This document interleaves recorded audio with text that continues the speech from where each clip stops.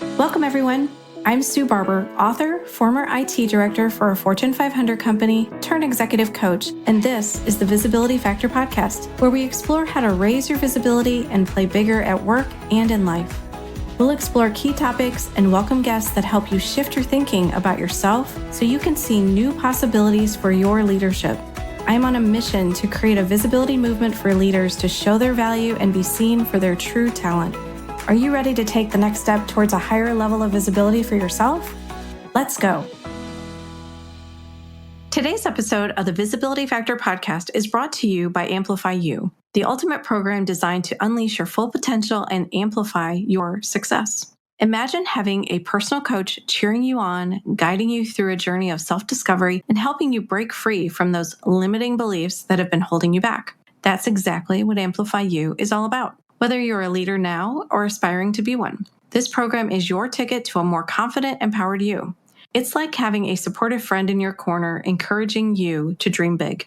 It's about having the career success that you want and creating a life you truly deserve. Amplify You offers a unique experience to help you build the confidence to tackle any challenge life throws your way. If you're interested in learning more about the program, please visit susanmbarber.com and click on the menu item Programs. Are you ready to transform your life and your career? Let's make it happen. Hello, everyone. Welcome back to the Visibility Factor podcast. This is Sue Barber, your host. I'm thrilled today to be doing an amazing interview with Laura FROMBACH. She is from my book group, and everybody in this podcast world knows a lot of the people that I have on the show from the book group are doing amazing things in the world, and she is one of them. She has a co-author named Joy FARROW, who unfortunately could not be here today due to a personal reason. So Laura's going to be speaking on her behalf on some things and sharing her information too with you. But I am so excited to have you here, Laura. I would love to have you introduce yourself and talk a little bit about what you're doing. Thanks so much, Sue. I am thrilled to be here. And I also am bummed that Joy could not be here, but I'll try and do a little bit of double duty. So I'll give you my background first. I come from a history of family violence. I grew up with domestic violence, which colored my entire view of the world. And I went on to have a career in technology. So I worked a great deal in technology, software, hardware, operating systems, all of that. And so I am a former technologist and still extremely interested in technology, which I think is very, very important, especially regarding women's safety these days. And, we can talk about that more later. My co-author and wife is Joy FARROW, and Joy is a retired deputy sheriff from South Florida. She had 28 years of service on the street, handling every call imaginable. And she also was at the Fort Lauderdale Airport shooting and handled the aftermath of that in 2017, where there was a mass shooting at the Fort Lauderdale Airport. So Joy has a wide variety of experience in women's safety as well. Wow. Okay. So as you can probably tell by this introduction, this may not be the normal episode for the Visibility Factor, and that's intentional. I am really excited to have this conversation with Laura, and unfortunately Joy couldn't be here, and I'm so sad for you guys to not be able to hear from her, but they have a lot of stuff out on the internet for other interviews, so I'm hoping that you can catch one of those. But what they have done is written a book called Street Smart Safety for Women. And I feel very fortunate to have been a pre-reader for that book and was lucky enough to be able to give them some feedback and to share kind of my own thoughts about what it's meant to me. And so we are talking about visibility on this show, and this is another form of how you can be visible and stand up for yourself and speak up for yourself. And I think that's so important. So I asked them to be on the show because I think it's an important message that maybe not a lot of people have heard. And I think they're both coming from it, as you've heard, the two backgrounds, one in law enforcement and the other from technology and unfortunately domestic violence in her family. It's, they're coming at it from two different places, but I love what they've written in the book and the stories that they've shared that are so helpful. So before we get into the book, I would love to go back to your career, though, a little bit, Laura. You talked about in your biography, which I thought was fascinating, about working with nuclear missiles in the Army, which that's not something everybody's doing today. So, what was that experience like for you? It was my introduction to technology. And I joined the service, I joined the Army in order to go to college. My family has a history of alcoholism and violence, as I mentioned, and had no money at all. But I always felt driven to go to college. And that was the only way that I could see to afford it because I went to college on the GI Bill. And when I enlisted, one of the few openings they had was in Pershing nuclear missiles. And those were surface to surface nuclear missiles that use computers to take the missile from point A to point B. And I didn't know what that was all about, but I was willing to learn. And that opened an entire new world for me. And I really didn't think about the nuclear aspect at the time, if that makes sense. I was just so focused on, my personal goals. And I absolutely fell in love with technology. When I found out how technology worked and the logic behind it and everything, really, I just fell in love. Oh, I'm right there with you. I'm a tech girl too, so I totally love that as well. You've also worked for some really big, amazing companies that people would know the names of. How was that experience going from, the service and all the things you were doing there and that technology into companies, public companies where you were doing probably some similar things, but not with nuclear missiles, but other things around technology? How was that experience, the transition for you? It was actually a very easy transition. The first company that I worked for was probably the number one technology company at the time, IBM. And I went from working on nuclear missile hardware to IBM hardware. And really, it was just a natural fit. I, repaired customer computers, medium-sized computers, and I went around servicing them for IBM for almost 10 years.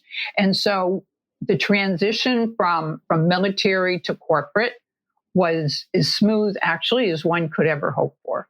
There was no I was accustomed to following orders. I was, of course, accustomed to technology being ABC. And really, I could not have asked for better. Wow. Well, that's really great to hear because it is, it's different when people go into a corporate world, I think. And now you're outside of the corporate world. So tell me a little bit about how you and Joy came up with the idea to put this book out into the world that you've written. Well, I'll start with the background in that when Joy was taking calls for particularly domestic violence, but, assault, et cetera, violence against women, really, she would say over and over, the women would often say, I had a bad feeling, but I didn't pay attention to it. And she said, I just wish I could tell people to pay attention to what they feel, to when they feel that they're in danger. And I just wish that I could get that message out there. It's so frustrating. And I didn't think anything of it.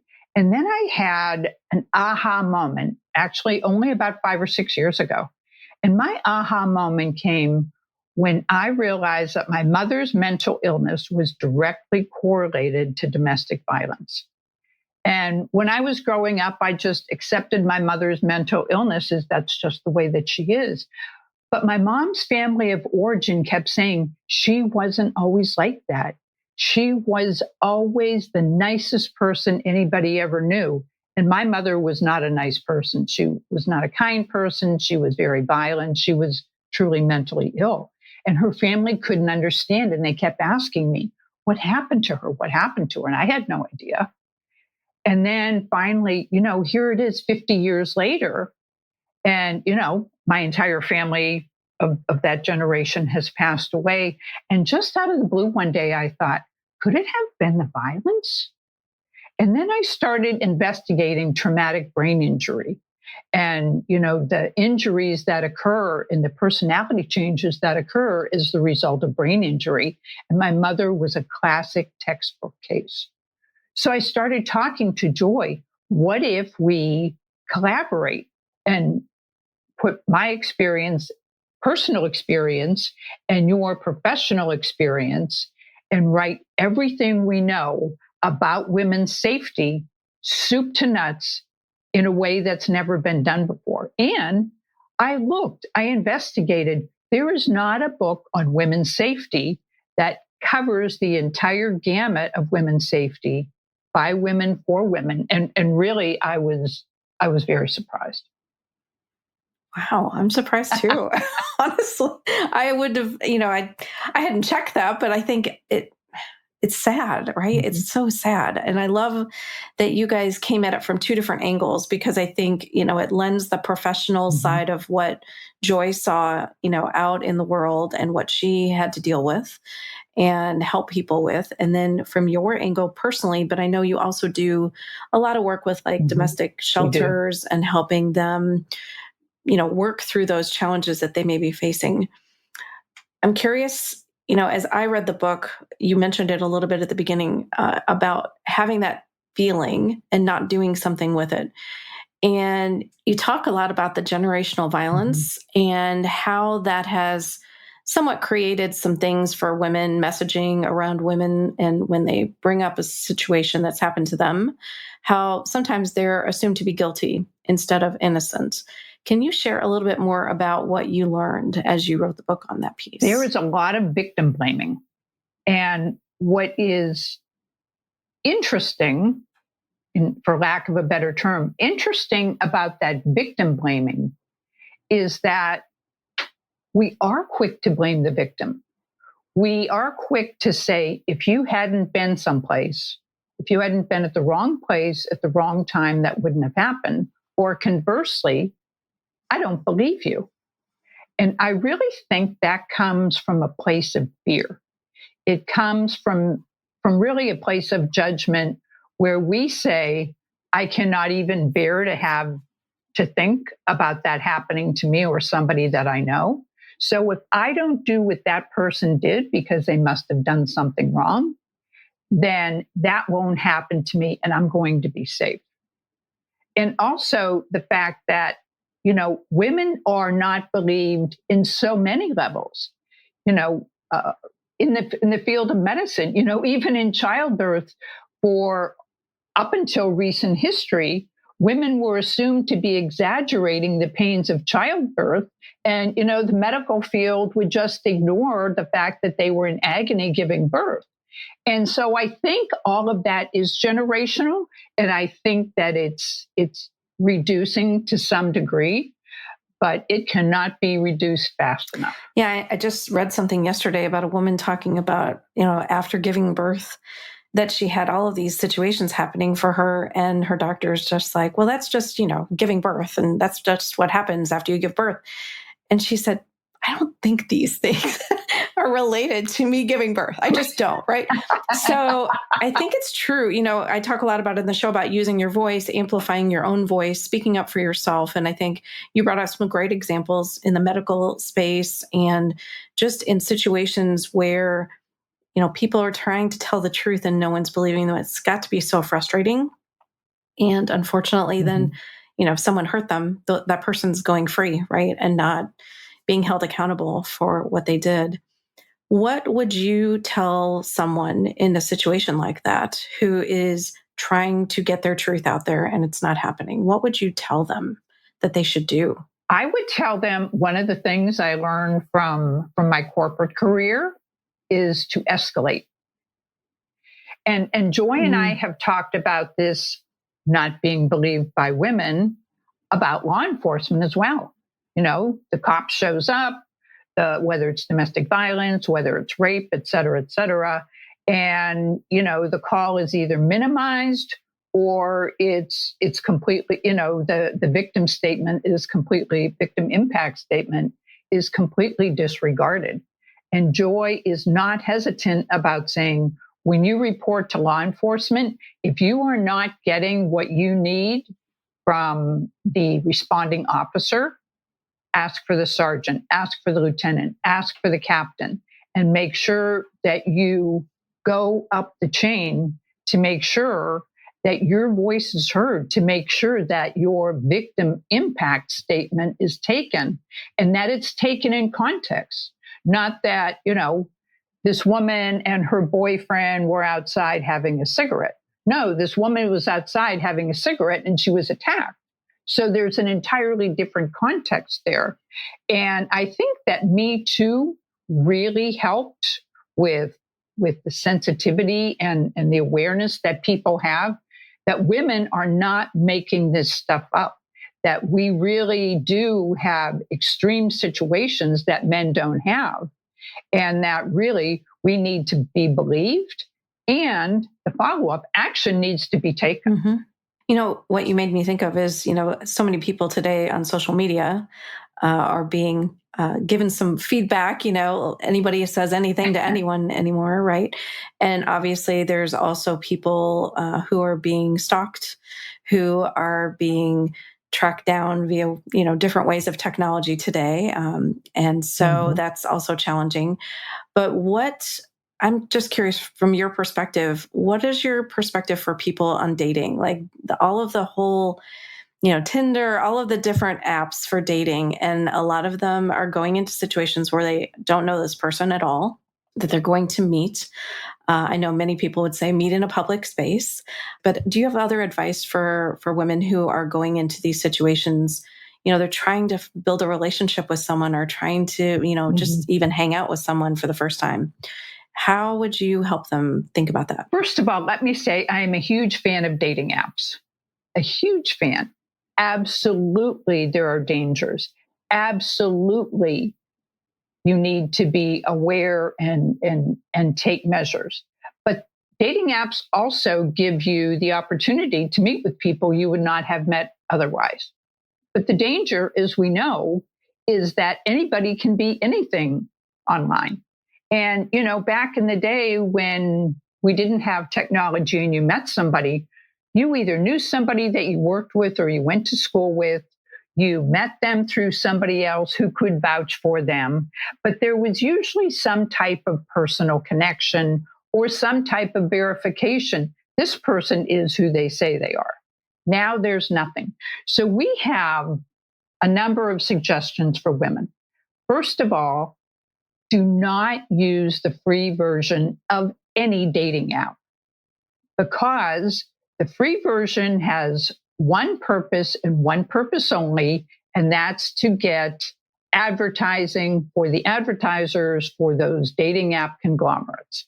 And if, as we like to say, if you are not paying for dinner, you are the entree.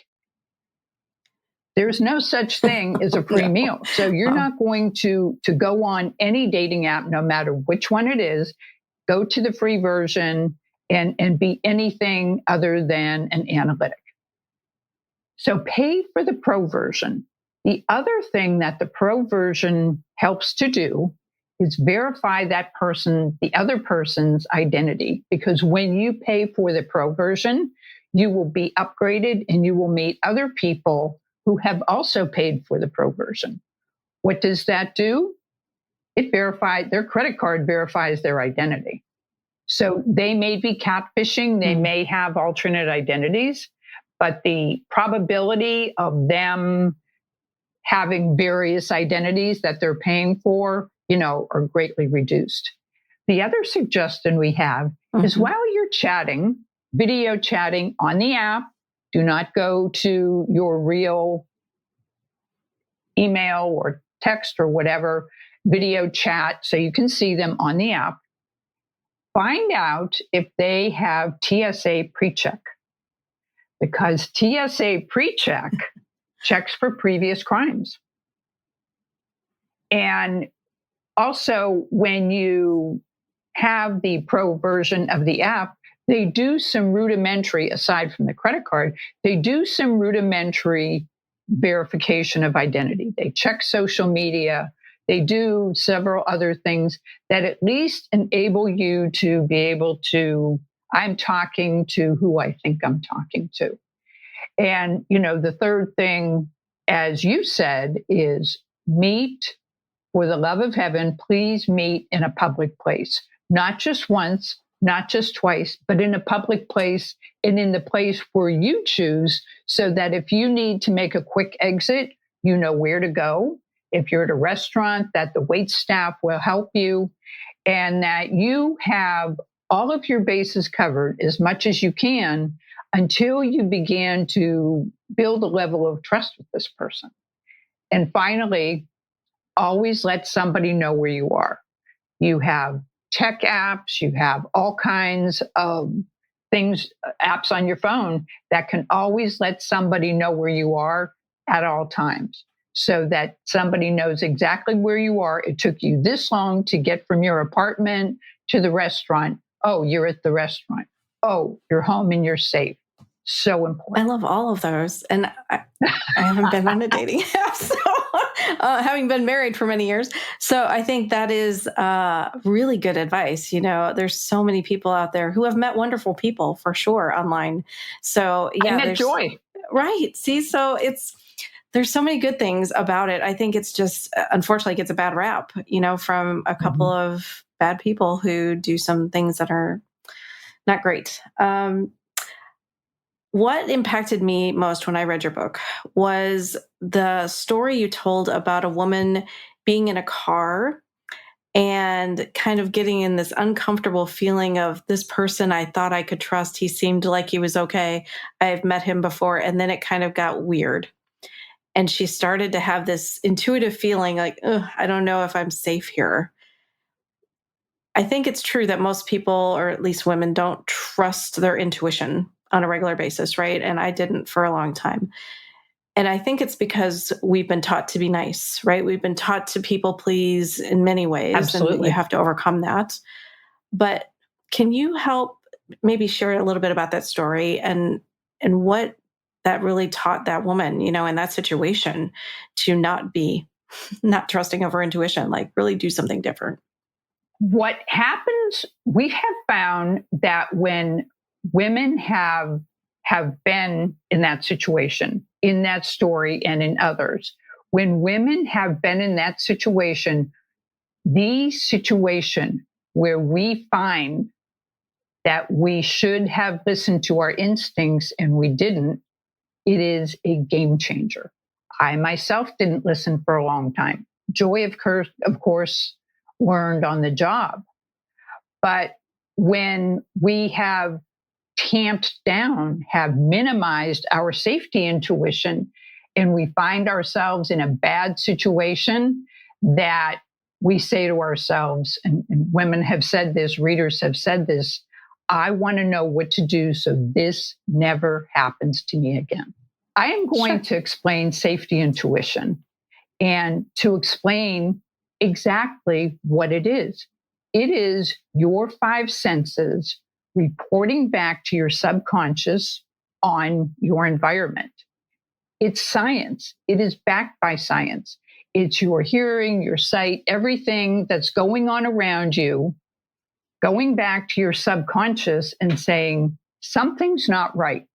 Now, our subconscious operates at 11 million bits per second.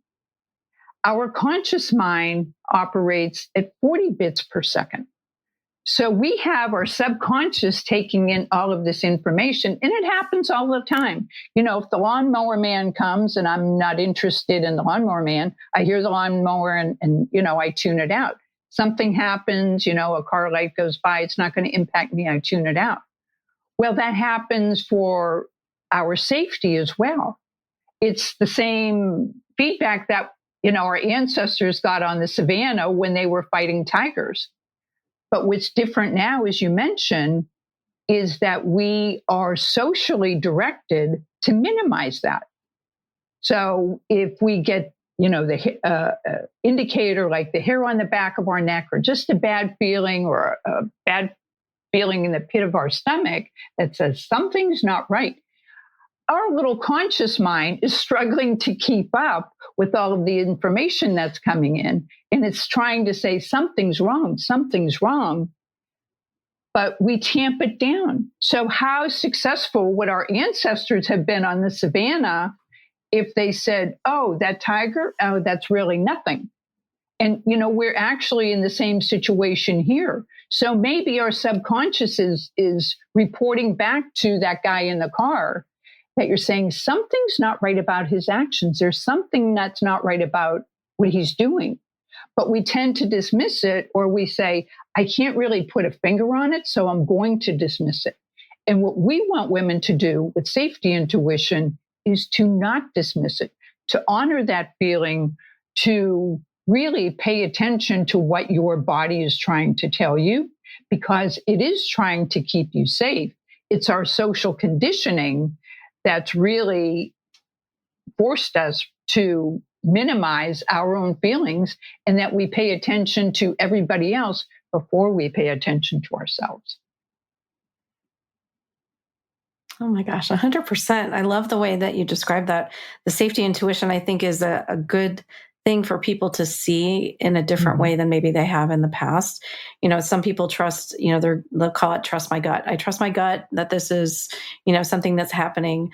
But I think the overwhelming need to be nice and to need to be polite and not rock the boat, whatever situation, or whatever words you want to use to describe it, gets in the way so much. It's so interesting, right? That would be stronger than worrying about our own safety. But it shows our social conditioning, and it also shows the importance of listening to ourselves before we listen to anybody else. Great advice. Oh gosh. So I wanted to just go into one other thing that you mentioned in the book that I thought was just laid out in a really brilliant way. And that is for people who are in abusive relationships. And you talked about them being trapped in invisible cages, which I think is such a picture that people can have in their mind of what may be happening. And I know there's people in my world that I have gone through this, and I've seen that, and I've seen the invisible cage around them, and they can't see it. Right. So I'd love to hear you talk a little bit about that and maybe what women could do if they're in that situation. I love also the metaphor of the invisible cage. And that really was brought home to me by my mother. I'll give you a little bit of background about my mom. My mom was in that abusive relationship with my dad for almost 20 years. And the other interesting thing, besides the fact that my mom's family of origin couldn't understand the change in her, was that my mother always wore the same clothes. She always wore turtlenecks or sweatshirts, even in the summertime. And she had almost a complete lack or awareness of any type of fashion, of dressing up. It's not that she wouldn't, but it was just so rare. It was almost as though her daily uniform was a sweatsuit, jeans and a sweatshirt. And we used to actually make fun of her. And the other interesting thing about her in that regard is that she did not leave the house. So we talk about women leaving abusive relationships and, trying to get away. My mother could have walked out of that house anytime without being restrained because my dad worked so much. But my mother literally did not leave the house. She sent us to the store. We shopped for the family. We did everything. We did the yard. We did everything. She would not even go on the porch. And it wasn't until I read that passage by Evan Stark about coercive control and how women are controlled by their abusers mentally and emotionally that we think of a woman actually like my mother. And she would pace on the phone. She was not antisocial. She would talk to her friends or whatever on the phone for hours. She just wouldn't leave the house. And she would pace. And when I read that passage, I thought, oh my gosh, I could not explain my mother to anyone without also mentioning the fact that she was in a cage made of coercive control, a cage made of mental abuse and brain damage. And once I had that picture myself, I really couldn't get it out of my mind because even her pacing on the phone was like the animals that you would see that were captive, just pacing back and forth. But again, physically, she could have walked out of that house after my father went to work, and he wouldn't have known where she was for 12 hours. It never occurred to her, and it never occurred to me to think that anything was wrong with that. That is so impactful. So she must have hid a lot of these things from you as children, then, that these things were happening. I could not personally understand the coercive control, of course, until many years later, after I had that aha moment and realized, the impact that brain injury had from domestic violence on her. However, I didn't realize growing up about the mental and emotional aspects of it. Of course, I realized the physical aspects, those were visible every day. But to understand really the corrosiveness of violence on a person's psyche, on their mental and physical well-being, even on my own for many years, was just really insightful. And that's really all I can say. It was insightful even to me, because I'll tell you, the follow-up to could it have been the violence moment with my mother was, my next thought was, well, that's stupid. Who in the hell can't take a beating? And I was appalled at my own thinking. So the reason I relate all of this, and the reason that we talk about this in the book, is that I thought, if I didn't understand this, and I've tried for 50 years to understand, how many other women living in it don't understand, how many may not realize that they're in this situation, and how many may not realize that their families, their other loved ones, their friends are in that situation.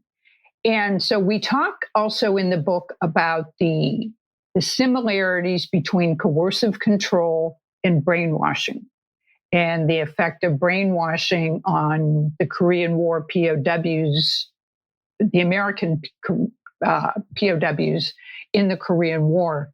And the exact same process is used to break a person down. And these are soldiers. They knew that they were fighting in a war.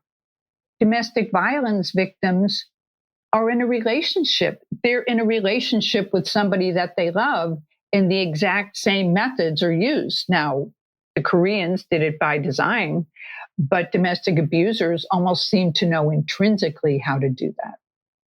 So our message to women is, first of all, realize that you may be in this type of situation, and it is such a hard admission. We've worked with domestic violence shelters locally, and it is so hard, particularly because women are not believed, particularly because domestic abusers can put on a very, very good outside act. But once a person realizes that they're a victim, it is so important to seek help, to seek support, to seek professional help. There are domestic violence hotlines, and I encourage anyone to call them. They are professionals. They can help you develop a plan. But domestic violence and abuse thrives in isolation. And what's been my observation and experience is that recovery thrives in community. And so to get people to help you, to get the people that you can on your side, to build a team that says, you know what? Little by slowly, I'm going to come back from this. Little by slowly, even if there's just a tiny glimmer of light in the darkness, that's all you need, because think of how bright that light is to be able to be seen in the darkness, and to be able to seek help and to begin to make a plan again to get away from that situation. Wow, that's so amazing, right? To compare what you would think happening in war and to happening to abusive relationships. And I think what's hard about it is that, you go in and they may be fine right in the beginning and everything seems great. And then there's like a switch that changes at some point and they start acting differently, but you write it off because I'm sure that's a one-off, right? That's just just having a bad day, right? And then it gets bigger and escalates and gets worse, and you continue to want to trust them and believe them with what they say. Well, I'm glad you brought that up, Sue. Thank you, because it is an important part of the cycle.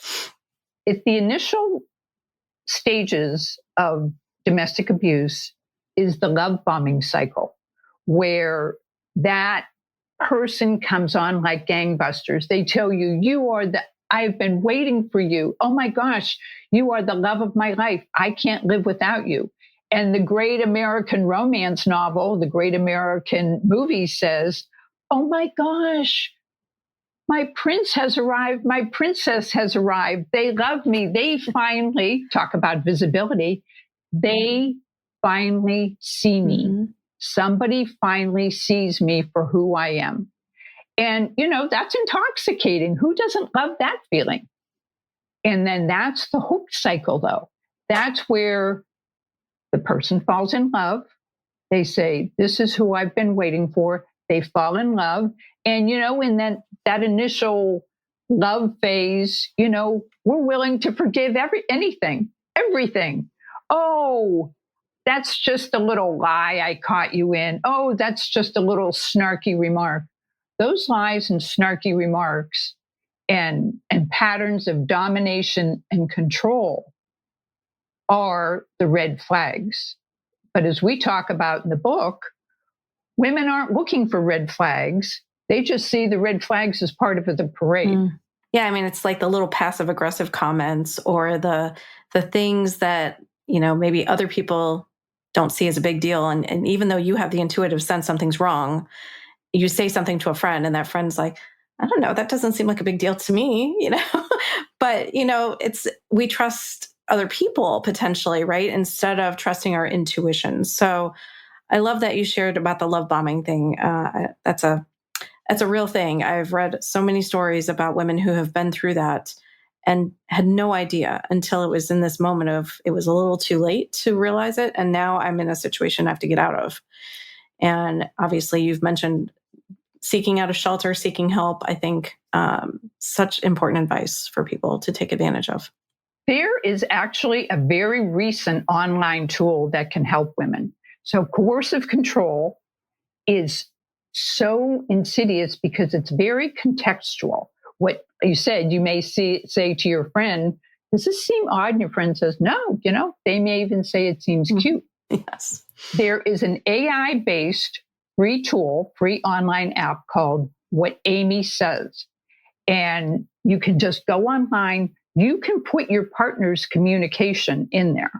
So if they text or they email some communication, you're saying, I'm not quite sure, is that part of a domestic abuse pattern? Could that be coercive control?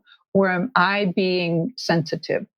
And What Amy Says has been developed in conjunction with AI and people who have experience in coercive control and domestic abuse. And it will give you feedback as to whether or not this is being taken out of context, part of the domestic abuse cycle that's being reflected, or not.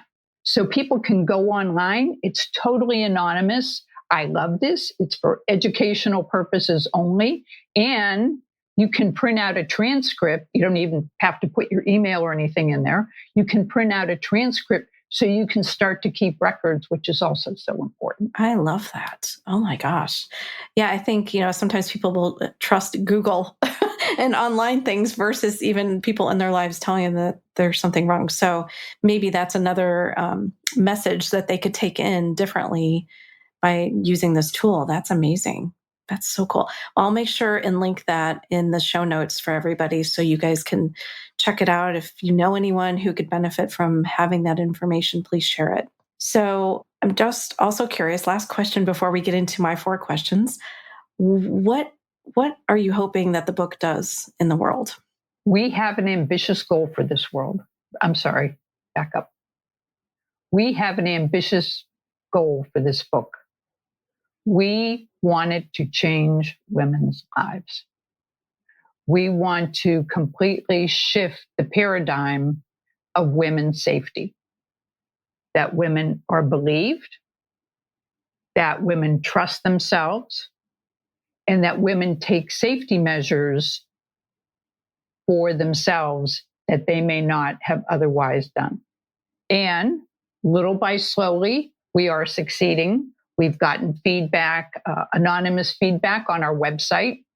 We've gotten feedback from people that we've spoken with on podcasts that women have taken measures because something happened to them 10 minutes after they heard the podcast. So little by slowly, our ambitious goal is being realized. I love that. Well, I hope, everyone in the audience here will share the message, get the book, because it's really a great book. And I know this can be a hard topic, can be triggering for some people, but I really hope that people will be open, because the stories that they share in there, I think in many cases, like I could see myself being in a situation like that, and having the advice of what they shared. And, what Joy shared, what she tells people to do, when she's working with victims and stuff, I think it just really helps you understand that there are things you can do. There are things you can control in a situation where it feels very out of control. I will also add that we took great pains to put the reader first, as you know. Mm-hmm. We took great pains to put the information out there without unnecessarily frightening women. Mm-hmm. We found that men talk about women's safety in a way that's very frightening. We're scared enough. Mm-hmm. So we put it out there in a way that conveys the information without unnecessarily over-exaggerating the dangers, which really don't need to be over-exaggerated. Right. Yeah, 100%. Yeah, I didn't feel frightened or scared or felt like it was over the top too much, at all. It was just the right amount of, here's what can happen and here's what you can do. And here's some things to think about, if you're in a situation like this. And I think that is, just almost like opening the door for people to start to look in and see what they may not have known. Because if they had not had any exposure to a situation like that, and then they get themselves in one, they have no idea that could happen, right? So I think the more education and information that you share, which is what you're doing a great job of, can only help. It can only help that person or someone else they know. Well, thank you for enabling me to be on here today and to get the message across and to share the message. I appreciate it. We appreciate it so much. Okay, so let's go into these 4 questions that I ask every guest who's on the show. I call them the Rise Up and Be Visible quick tips.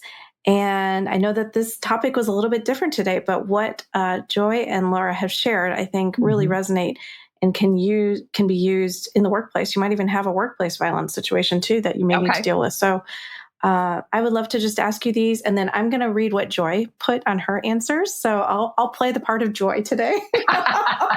Hope that's okay, Joy. So I would love to know what you think visibility is. If you can just fill in the blank on what visibility is and why you think that. I believe visibility is essential. Women are taught not to be visible, especially it's essential for we as women. Women are taught so often not to be visible that it has been a long road for me to find out just how essential visibility is, both professionally and personally. And Joy agrees with you. She also said visibility is essential. She wrote, as a law enforcement officer, my visibility was key to public safety. So I went out of my way to ensure my visibility. I also ensured that I was visible so that people felt safe and protected when they saw that I was there. So what are you doing to be visible about the book or anything else? Joy and I are taking every opportunity, large and small, to be visible. And together we have been visible. Back up. Individually, we're very used to being visible. We are not accustomed to being visible together. We've been on podcasts, we've been on interviews, we speak locally to local clubs and groups, we write articles, we write podcasts. We are on podcasts, as I said. We have a Facebook page. Anything that we can do to ensure the visibility of women's safety, we think is part of our mission to change the world, to keep women safe. Yeah, I love that. So what is the best career advice you've ever received? It has to do with visibility. I received some advice probably in mid-career that completely caught me by surprise. And one of my mentors said to me, if they can't hear you, they can't see you. And that went totally against my grain at the time because I was in the technical field. And, I thought, well, all I need to do is know technical information and I'm fine. So I tended to be quiet at meetings. I thought that meetings were one-way interaction where information was disseminated. And my mentor said, if you sit there quietly at meetings and you don't speak up, they don't see you. And that's going to impact your career. Just that little sentence, right? It's so powerful. I love that. Okay, so Joy said, treat everyone equally. That way you'll have nothing to hide, was her advice. Love that. Okay, last question. What are you currently reading? I am currently reading The Worlds I See by Dr. Fei Li.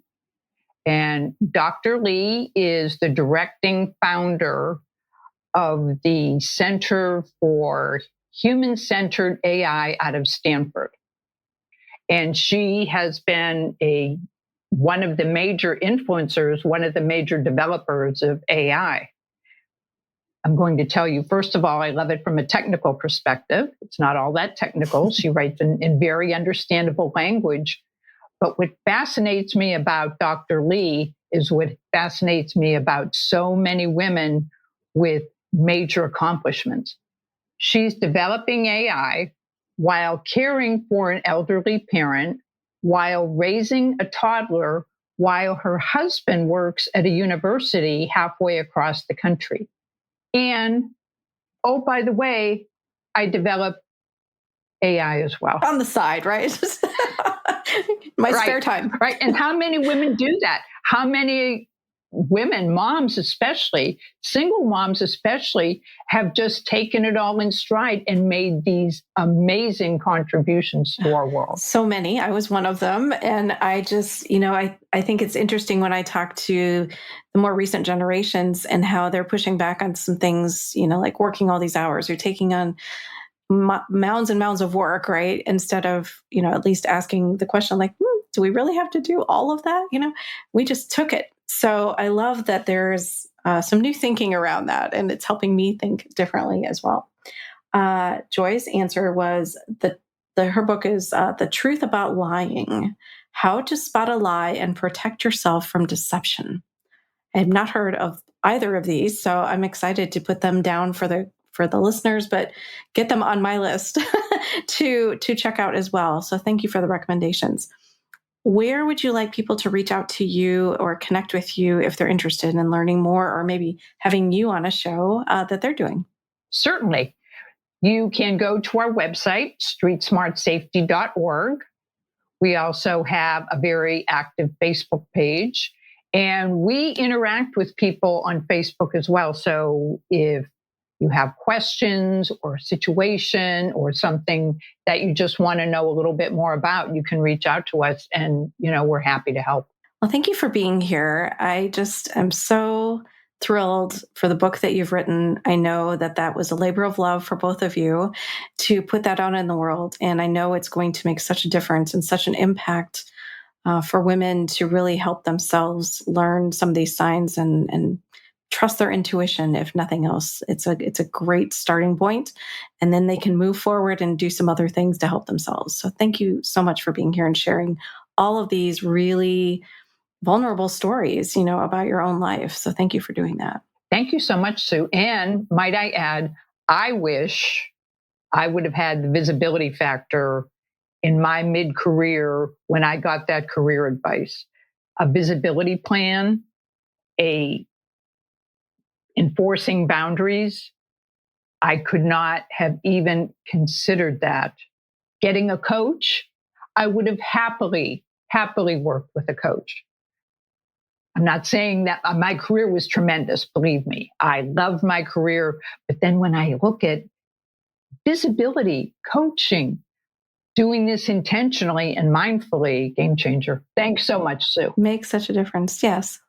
Thank you for saying that. I really appreciate it. So thanks everybody for listening today on the Visibility Factor podcast, and we'll catch you on the next one. Thanks so much for listening to the Visibility Factor podcast. Remember that visibility starts with small steps that are intentional and consistent each day. Be bold, be visible, be the leader you were meant to be. Find us and subscribe on Apple Podcasts, Spotify, and wherever else you listen to podcasts. Follow us on all of our social media platforms, which are highlighted in the show notes. Thank you for listening, and we'll see you next time on the Visibility Factor podcast.